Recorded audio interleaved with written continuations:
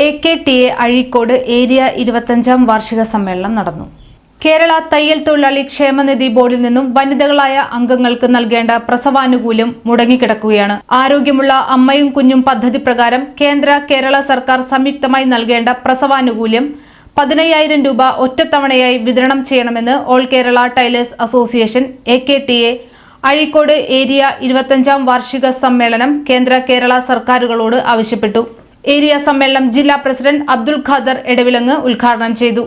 ആരോഗ്യമുള്ള അമ്മയും കുഞ്ഞും എന്നൊരു പദ്ധതി കേന്ദ്ര ഗവൺമെന്റ് തയ്യാർ ചെയ്ത് പ്ലാൻ ചെയ്ത് ഡിസൈൻ ചെയ്ത് ഇന്ത്യയിലുള്ള ക്ഷേമനിധികളിൽ അംഗങ്ങളായ വനിതകൾ ഗർഭിണിയായിരിക്കുന്ന സമയത്ത് പോഷകാഹാരം കഴിച്ച് ആ സ്ത്രീയും അവർക്ക് പിറക്കുന്ന കുഞ്ഞുങ്ങളും ആരോഗ്യവതികളായിരിക്കണമെന്ന ലക്ഷ്യം മുൻനിർത്തിക്കൊണ്ട് പുറപ്പെടുവിച്ച ലോഞ്ച് ചെയ്ത ഒരു പദ്ധതിയാണ് ആരോഗ്യമുള്ള അമ്മയും കുഞ്ഞും എന്ന പദ്ധതി.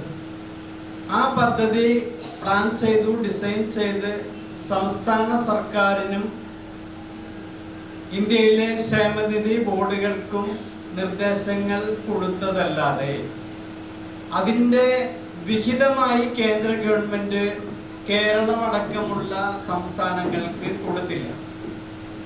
നിലവിലെപ്പോൾ ഈ പദ്ധതി പ്രസവാനുകൂല്യം എന്ന പദ്ധതി നമ്മുടെ ക്ഷേമനിധിയിൽ നിന്ന് നൽകുന്ന ആനുകൂല്യം 2,000 രൂപയ്ക്ക് പുറമെ അധികരിച്ച 13,000 രൂപ കൂടി കൂട്ടിച്ചേർത്തുകൊണ്ടുള്ള 15,000 രൂപയുടേതാണ് ഈ പദ്ധതി. ഇതിൽ കേന്ദ്ര ഗവൺമെന്റിന്റെ കോൺട്രിബ്യൂഷൻ അവരാണ് തരേണ്ടത്. നാളിതുവരെയും നമുക്ക് അത് ലഭിച്ചിട്ടില്ല എന്നുള്ളതാണ് സത്യസന്ധമായ കാര്യം.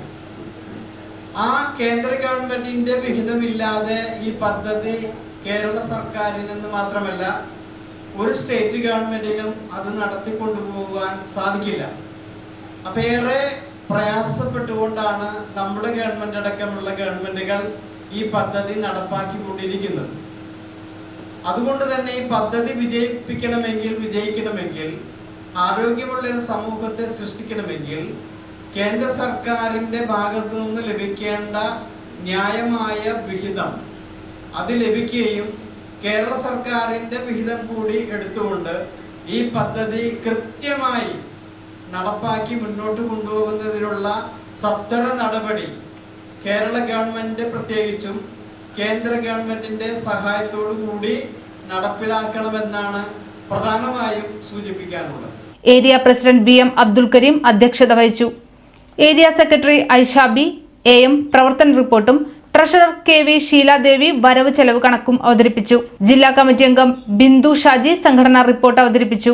EA Muhammad Ashraf, CV Jayarajan, Leena Augustine, Mary John, Shibina Riyas, PV Sathyan, TG Liji, VK Ali തുടങ്ങിയവർ സംസാരിച്ചു.